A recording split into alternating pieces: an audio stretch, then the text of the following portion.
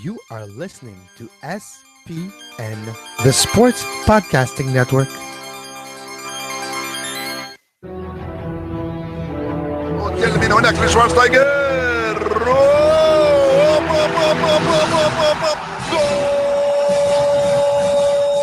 Va a pegarle Ronaldinho Gaucho. Ya lo hace. Pierna derecha, directo al arco. ¡Golazo! ¡Golazo! ¡Golazo! ¡Golazo!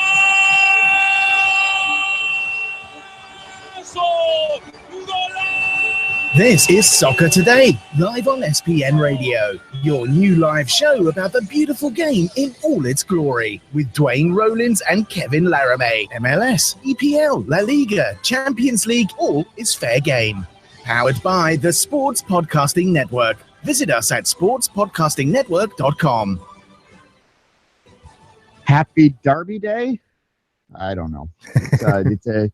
It's a lot for me to take in right now, but yes, it is the Manchester Derby a little later on today. Half-hour show so that I can get all of my other work done so that I can put myself through the torture of it. How you doing, Kevin?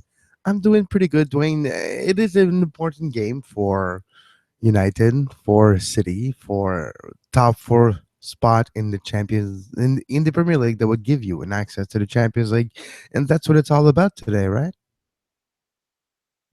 Yeah, I get. Well, yes and no. I mean, that is ultimately something that is going to matter a great deal in the grand scheme of things. But any derby between a major European footballing city, and I think Manchester qualifies as that, has a little bit more on the line in terms of bragging rights and pride and history and all that sort of good stuff. I think that we want to talk about derby games in a general way. They are something that sort of sets this sport apart from other sports that we're used to watching in North America. Yeah, you get the Yankees and the Mets and, the White Sox and the Cubs and things like that will happen from time to time, but they don't have the same sort of something about them that a 100-year plus rivalry, the intent of only playing twice a year in league action anyway. Manchester and City, this will be the third time they played this year. They played also in the League Cup match as well, but that was a bit weird in the sense that City played a very rotated lineup against the first teamers of United and lose that game. So it's a bit different this year for that, but it's different is what I'm saying. I don't think that there's another sport that has an equatable sort of situation as a major footballing city derby, Kevin. As a football, yeah, you're right. In the same city to that level, it is pretty rare. I'm trying to think even in Germany right now, and you don't necessarily have those even in England or even in France. Like Paris Saint-Germain is big, but Saint-Etienne or another close team, they're not big enough to warrant that attention. No, so you're right. At the same level, pretty much, you can say those two clubs exist in the same city, and direct competitive relationship they have. It's really not I don't think it's been replicated anywhere else. If you look at it, maybe if you look maybe in rugby or Aussie football rules, but even then, it's at a different scale because right now, today at 3 p.m. Eastern, the eyes of the entire world, especially the football world, will be turned to Manchester. Yeah, I mean, look, there's other football games that are bigger. I think, a Clasico would. Well, the Clasico example, yeah, jumps. The Clasico last Saturday, or maybe Madrid and Atletico, like Atletico and Real. That battle, that derby, might be close to what Manchester Derby is. Yeah, and you get other in terms of the geopolitical or just sort of the cultural aspect of it. There are other cities that have intense derbies for sure. That I'm not just missing that, but in terms of global interest, this one certainly is up there. Liverpool and Everton, which you mentioned as well. Merseyside is something that has a lot of interest, particularly in the UK and certain other parts of the world as well. All right, I don't want to dwell too much on it. If you want to listen to us talk a little bit more about the derby, we'll review it tomorrow, clearly. But if you want to hear us talk, we can go back to yesterday. There was some news to move it to MLS for a second on the MLS expansion front that came out of Indianapolis. Now, Indianapolis is the strangest of all the strange bids in my mind. I mean, we talk about the rally and those ones as well, that being a bit odd, but Indy came out of complete left field at the very last minute. It's 11 out, it's the 11, and it was an 11th hour bid. You know what it looked like? It looked like they really wanted to put it in, at least this time around, like a late Olympic bid, right? They put it in so their people have the experience of having it in, but it's for next round. Yeah, perhaps. There was a provision in front of the legislature, the state legislature, that would have put a significant amount of funding into to build the stadium that they feel is part and parcel of them getting the nod to get this bid on the state legislature. It died on the table, basically, is the long story short. So they're going to have to resubmit this, and it was a long shot anyway, based on the reading that I was taking of it. And based on how they went about it this time around too. In this session, instead of presenting publicly the entire project to the session, they went to a different couple of different lawmakers behind the scene in private meetings to try and get something past this session, trying to make it go a little faster than supposedly, like when the normal protocol. So they didn't go with the public route and presenting the actual plans to the entire session. They went through just different private meetings.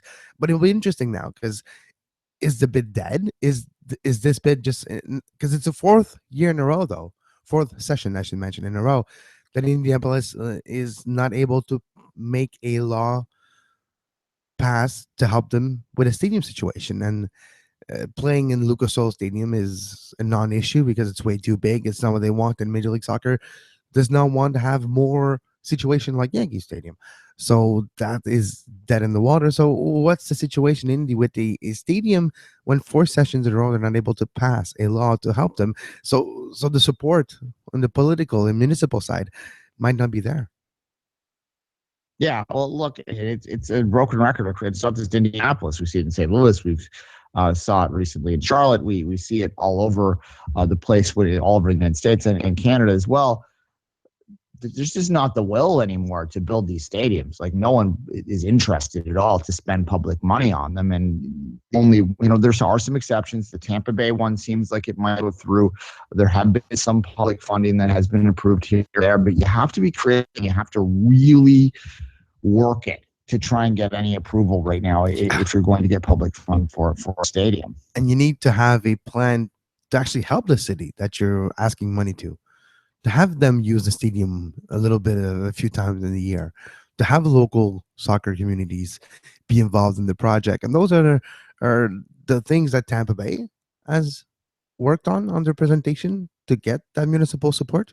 And I think the few teams in pro sports in general over the last few years that actually had support from governments to build stadiums were teams that were actually involving the community and having an outreach project, having a way to help the community streamlined into the actual bid and the actual plan to build the said stadiums that were supported by governments over the last few years.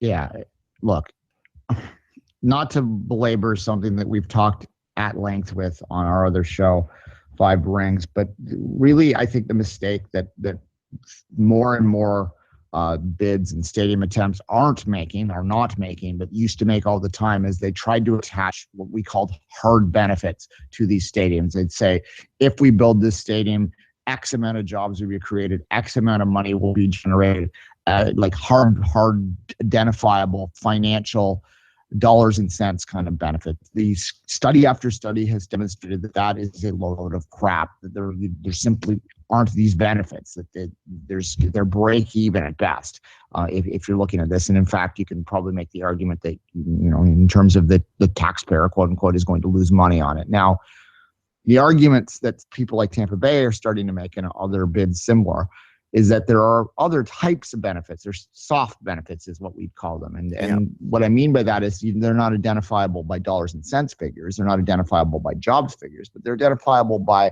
quality of life stuff. They're going to maybe make an area of a city more appealing and more desirable for those that live around it. They're going to maybe provide public access benefits in terms of maybe the stadium will be rented out a certain amount of hours, and the high school games could be there and things like that. They're not dollars and cents values, but there's value to those things. And that's what you need to do to get these stadiums built. And I just didn't see anything like this. And what I did see so far of this Indy thing, it seemed like a money grab. And it's funny you say this because I had the exact same thoughts on Saturday. And you know why?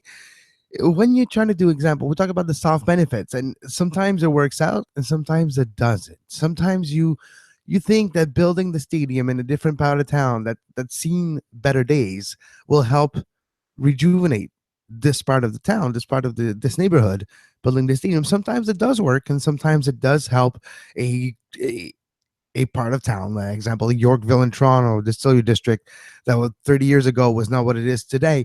With help of municipal projects and other things, some art, some sports, you do have the good benefits. But sometimes you have the situation just like in Chester, in Pennsylvania, Philadelphia Union, where they're playing, where the stadium was built, 10 years ago almost now, to almost jumpstart the rejuvenation of Chester, and it didn't pan out so far. So there is a double-edged sword to that decision to help or not build a stadium. It might work, but it might not work too. I think it was 8, but yes, it's been a while. Yeah, since it's almost been there in 8, Chester, really. So that's close to 10. Yeah, Chester has not really burst out. It's still a very pretty stadium, but that bridge and all that. But the stadium, the view, the sidelines. When you see videos of people in the press box, and you see the river and everything, it looks amazing. But be careful. Make sure you lock the doors from your car and don't get out when the sun is not. Yeah, no. Anyone who's been there can tell you that you shouldn't be walking around the stadium, and that is often the case when you try and do that. Now, there are examples of downtown stadiums, not necessarily look at even BMO Field, I think, has contributed a great deal to Liberty Village and sort of the revolution there. I need, if you go to a different there, I can tell you the area where the Pan Am games took place on the east end of the city, not so much where the games took place, but where the Athletes Village was. It's turned into quite a vibrant sort of up and coming area. Just 5 years ago, I was scared to get off the 509 train car and walk over by myself there. Now it's not the case anymore. The lighting, the urban infrastructures, the new buildings, everything is getting redone, and it started with BMO Field, right? It's the exhibition place, with condo towers, yes, but this is just an example. And I think if you bring all those things into a bid, maybe next time Indy presents one, it's not going to be rejected, right? And I think there's a lot to learn from the bids that have been declined over the last few weeks, St. Louis and Indianapolis, that you might need to paint a broader picture for municipal government to actually be involved in a project. Even housing and stuff like that might be needed to be involved in the plan for it to pass. Yeah, precisely. Yeah. Well, the area where BMO is, for those that don't know, wasn't anything 20 years ago, and 10 years ago it was kind of and now it's one of the probably amongst the 4 or 5 most vibrant areas of the city in terms of stuff that's going on down there around Liberty Village proper. But moving from that, look, in terms of get back to the bid and MLS and all that, I don't necessarily think that many of us felt that this Indianapolis bid had much of a chance anyway. I mean, the best thing that they have going for it is the 11 itself. And one of the ominous things about this stadium failure here, the articles that came out today, is that there was a statement from the ownership there saying, well, the stadium doesn't get built, MLS or otherwise, we might have some quote unquote decisions to make, which is a little ominous, as I said. Yeah, but hopefully, what does he mean, right? There's only a few options of what he could mean: relocation or belly up, right? So those are never good. They're never fun threats. They're never fun threats to make to your supporter fan base, and we'll see the reaction at the gate.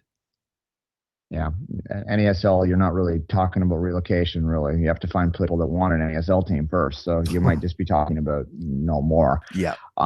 Look, it wouldn't be too bad because obviously in the 11 have had great supporters. We know a couple of them. I personally know, Andrew. I know, on a personal level, he comes up to TFC games all the time. So there'd be a shame, and I wouldn't like to see that. But that is something that's out there too. But in terms of an MLS bid, I don't think it had much of a chance anyway. I think when we did our percentages, I might have given it like 5% chance. It's probably down to like 1% chance now, really. And you'd have to have other collapses around it. It's probably amongst the Midwest bids, it was probably the least likely anyway. And this doesn't change much of anything. Quickly in the last minute or so here, There was a little bit of, I hesitate to even call it news, but there's a suggestion at Vanderbilt University to tie in, which is in Nashville, for those who don't know, to work with the Nashville MLS bid to build a college football stadium that would be on the fairgrounds area, which I don't really know the geography of Nashville, but apparently that's about 3-4 miles from Vanderbilt's campus. This is a bit of a long shot, and it has less to do with soccer, more to do with college football politics. Apparently, I was reading some stuff today, some fan reaction on college football board. The idea of having off-campus stadiums is not something that's desirable within college football.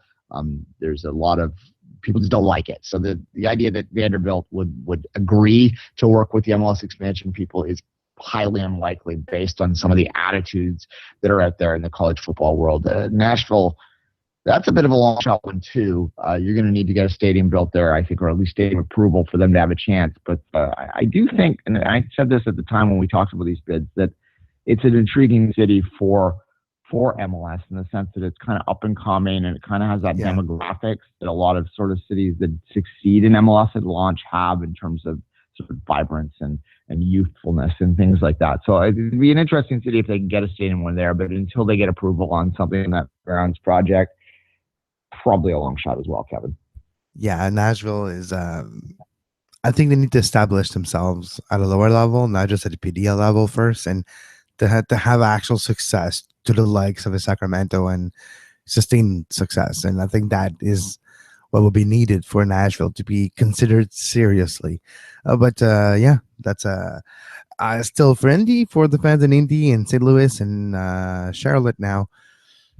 Bids, they're not dead, but they have one strike against them.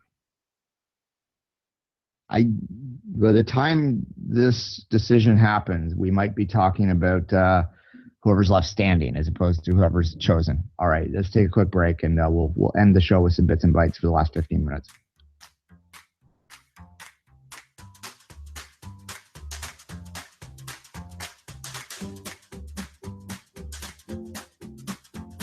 You are listening to Soccer Today, live on SPN Radio.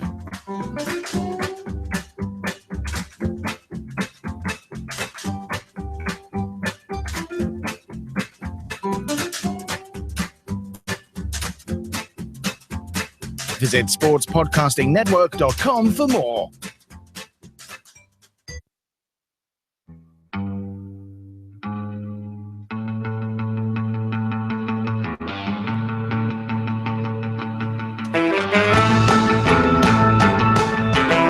The Bits and Bites on Soccer Today.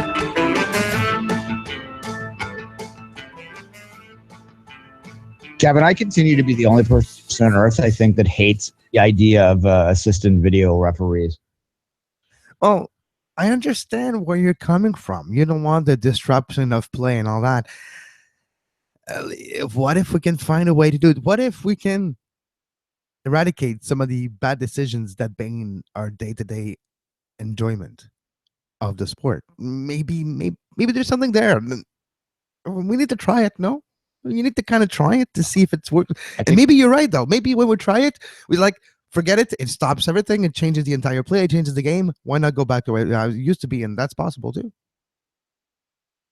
I think we have tried it, just not in this sport, and I don't think it's going to differ from what we see in other sports. And what we see in other sports, and we probably have some listeners out there that don't watch other sports, that they're soccer only. What we see in other sports is it delays the flow of the game, and half the time the decision still baffles you because you think that you're seeing something that's clear as day that doesn't get overturned. So if there's some way that you can have nearly instantaneous, and I'm talking within 10 seconds, decisions that are, if they're egregious, like an offside that was completely blown, because even that, it's like, I don't like it. Like, how do you possibly, let's just say for a scenario that a play happens, a player is not in an offside position, you blow an offside, they go on to score. What are you going to overturn that and count the goal? Even because to me, that whistle blowing affects the play, regardless of whether it seems instantaneous, that the keeper might hesitate a little bit because of the whistle. The defenders might slow down a little bit because of the whistle. And we're talking like a tenth of a second, yes. But that tenth of a second matters in elite level. So I just don't even think that it's really fair to overturn it at that point. And then the other way works, as well. If they miss an offside, I guess it would be the one that you could maybe argue. But it's just, I don't know. I just think that we're going to be a year into this, and we're going to find out soon enough, because it's coming to MLS in the second half of the season. And I guarantee you, within the first 2 weeks, there'll be someone will be talking about. I guarantee you that there will be a topic on the show within the first 2 weeks where we will be going, well, I thought we had video assistant refereeing, and that was clearly offside, but they still counted it. So I don't know what the hell it's supposed to do, because that's usually what happens. Yeah, that's possible. That's possible. But for me, I still, maybe I'm naive. Maybe it's my innocence, maybe the innocence of youth that I still carry a little bit from time to time. Maybe it's just me thinking it's going to be there to help what we don't like about the game. Maybe it's utopian way to look at it, but I wait till I see the actual video assistant refereeing come into play to see if it might be what I think it might be. This is okay. I'm going to get your bingo card out. I'm going to do a hockey analogy here. This is going to be Brett Hall's foot in the crease. Is how video assistant refereeing is going to go away. Yeah. And that there will be some call that is going to happen in some major moment that reversing it would just be like the players are going to be on the celebrated or something, or what. I know there's no sudden death, and it's a bit different than that. For those that don't know, the NHL had this like very black and white rule, and it was 1999. We're going back a while now. I think it was 99 anyway, where foot in the crease, no goal. Crease in any way whatsoever. Yeah, it was no goal. And the goal that's in sudden death overtime that won the Stanley Cup with the players charging onto the ice and media on the ice and everything else was clearly had a foot in the crease. And which is like one of the most egregious non-calls in the history of sport, for God's sakes. Like, poor Buffalo. Anyway, but it was Buffalo. It doesn't matter. They're used to it. You can make them lose again. They're used to losing. It's the 90s, remember? They used to lose all the time. And in all sports. Yeah, no, but it's a silly call. Like, I mean, all year they called it the same way, and because of the situation, they didn't have it was Brett Hall. You know what to overturn it. Because it was Brett Hall, too. Yeah, because one of the best ever in the company. Yeah, it's like if Messi, yes, like exactly. It's like, anyway, we'll see it. If Messi dives in the box clearly, and they call the penalty, and they go to your assistant referee, and you see there's no contact, and there's still a penalty, that will be our Brett Hall moment. Yeah, and then they, to finish the story though, the NHL in the offseason just very quietly went, you know what, we're not going to do that rule anymore, because they didn't want to deal with it again. And retroactively to before the goal. That's what they should do. Yeah, look, again, if you don't know that, like if you've never seen that before, if you're new to sport, look that up. It's ridiculous. And remember, the foot could not be in the crease. The foot is so clearly in the crease. Anyway, it's there's no way to really issue with. Yeah, exactly. So there's no really segue here, but AFC Bournemouth and Umbro has announced yesterday a historic kit deal for the Cherries. The next 5 years, they will be wearing the double diamond. The kit maker from Manchester, we're happy to announce the partnership. It will be helpful to have first of all, a maybe nicer, better quality kit for Bournemouth. It's a bigger brand. It helps the partnership, and Homebro used to have deals with Manchester before Homebro was actually bought by Nike subsidiaries, and Nike took those contracts because they could, and Homebro was not able to make those big payments due, and it was a way to make sure Homebro was still viable by Nike taking over the contracts of Manchester City.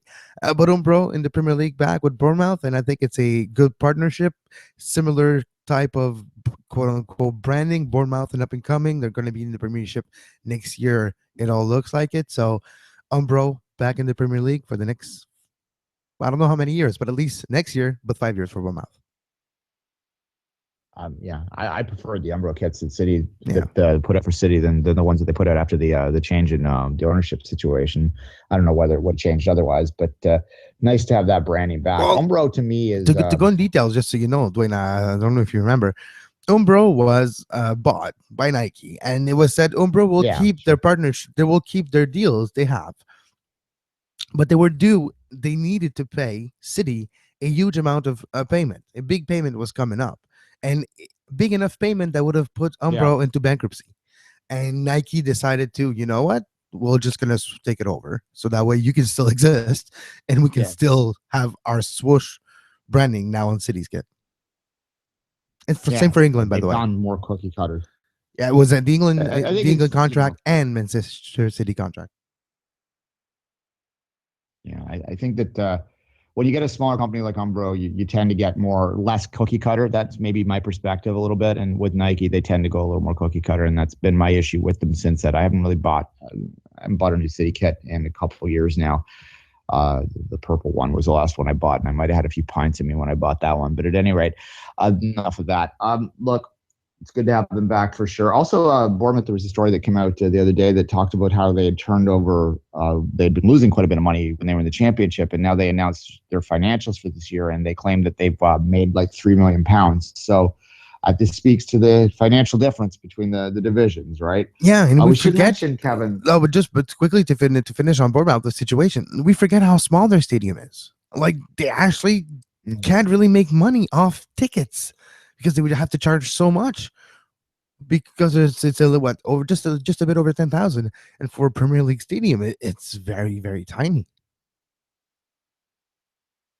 Exactly. No, it's a good story. It remains a good story. Kevin, I wasn't able to watch the CCL final. You did watch a little bit of it. Pachuca are the champions of CONCACAF. I think there's a bit of a story in the fact that so few people invest in that competition once any of their teams that they watch regularly are out of it, and that maybe it speaks to what I did there. But your quick thoughts on that one? I enjoyed the way to watch it too. It was on Twitter that you could watch it live yesterday, and funny enough, they disabled the view count, so you were not able to see how many people were viewing at the same time.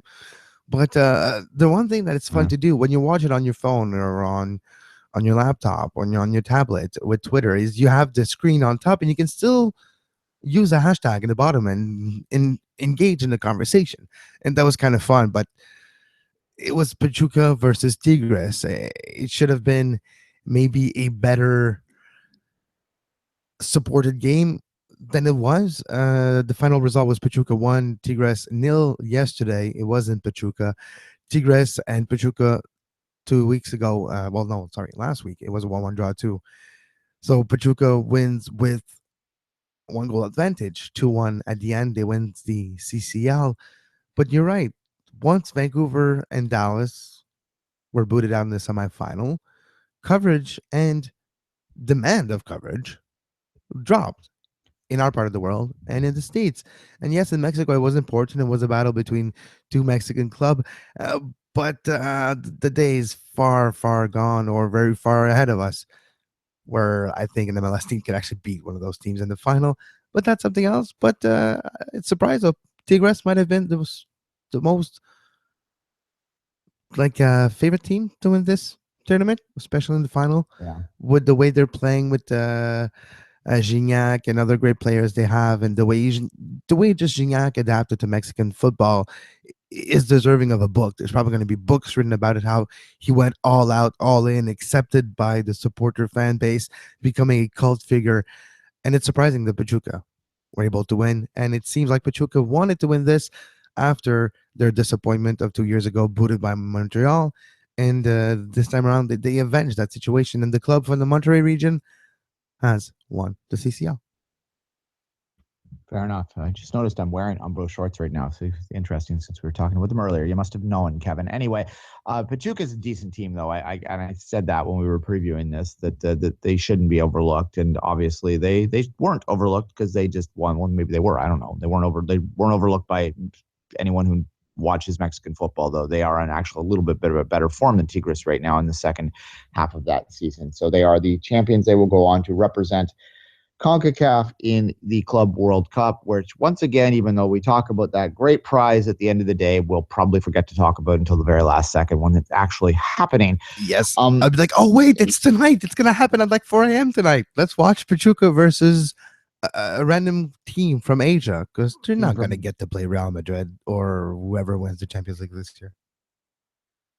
Which is ultimately, I look forward to that when the MLS teams, one day when an MLS team does qualify and all the talk is about, oh, we're going to get to play Barcelona. And I'd be like, actually, no, you're going to have to get a chance to maybe play a game to maybe get a chance to play Barcelona. But history tells us that you won't win that game. So, hey, Yeah, Club maybe it's America not that only surprise. did it last year, but before that, it was a long time. Yeah, it's been a while. All right, final thoughts on sort of. I, I have here Kyle Larin. We stuck with exactly, Kyle Larin. Sorry, my mind left me there for a minute. and I have it in front of me. The He's linked. stats, like Callahan stats. Let's just look at this, Duane. In his MLS career so far, 65 apparition, 59 starts, 37 goals, 3 assists, 152 shots, 72 of those on target. Those are pretty high stats for a young player, for any player in this league. Yeah. And he's such a big body, which is, I think, what really intrigues the European scouts. Borussia Mönchengladbach is the team that was linked to him most recently. But I mean, put that with a grain of salt. There's teams from Europe looking at him, I think, is the story there more than any specific team. I know there's a lot of people that want him in the Bundesliga. There continues to be this resistance towards having him go to a Premier League club or to a bigger Premier League club. There's a feeling, especially amongst Canadian supporters, that they fear it because they don't want him to get quote unquote lost. I think that speaks a little bit to our inferiority complex a little bit as well, that, oh, how possibly could a Canadian play there? But nonetheless, if you were to go to the Bundesliga, there is a good history of Canadians succeeding there. So that would, I think, ease a lot of people's concerns there. And at Mönchengladbach, Rob Friend was a star at Mönchengladbach, which might actually, sort of, since there was a Canadian star there, well, they were in B2 at the time, but he was their leading scorer when they got promoted. That probably opens their eyes and makes them a little more open to a Canadian as well. So there is some sense to that. They probably have more connections over here as well that would allow them to consider that. So that's an interesting thing to watch as well. Kevin, anything else? Oh, there's the 16 team Copa America was announced, although it's not necessarily going to be another tournament of the Americas. That's something else that came up today. I don't know if I like the idea of inviting, random European teams in 2019 over to play in Copa America. It just seems kind of cheap to me, but we'll see. Whatever works for them. It is in Brazil. That will be a draw for certain teams. Well, maybe they bring Italy or something. You know what it looks like to me? They're trying to find a way to make money and trying to find a way to make this tournament more important. And they're throwing things at the wall. Whatever sticks will stick. But it does take something away from the competition when you trying to open up a little too much. Like you just mentioned, the European, that would totally kill it for me, right? That would kill the gimmick for me. It would kill the championship of the Americas, where how this tournament maybe should go.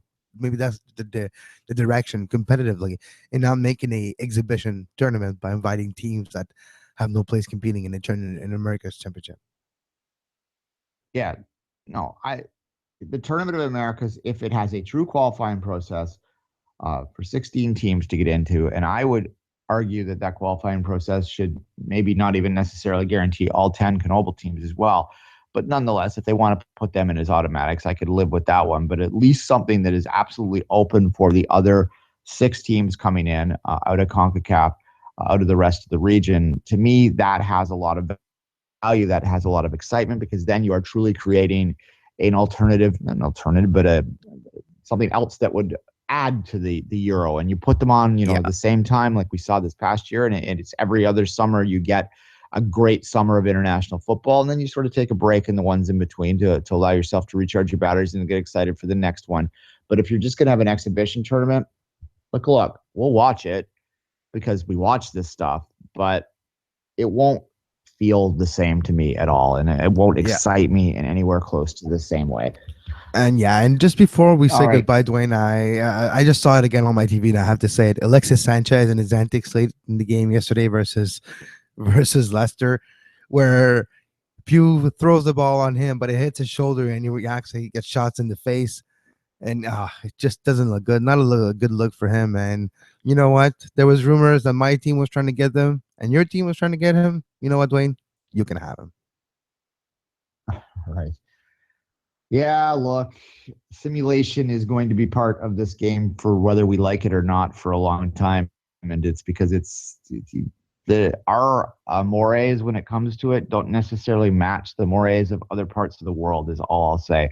Where it is viewed as a skill, as something that to be valued in other parts of the world, and as long as that remains, getting rid of it is going to be very difficult, because it's also rewarded because referees don't get it, which I guess brings us back to the assistant video referee stuff. I just will believe it when I see it. Yep, exactly. And we made the circle. We came back where we started. So I think it's time to say goodbye. You can follow Duane on Twitter at 24th Minute and myself at Kev Laramee. And until tomorrow, 10 a.m. for another edition of Soccer Today. Have a great derby today and have a great soccer. You were listening to SPN, the Sports Podcasting Network. Visit us, sportspodcastingnetwork.com.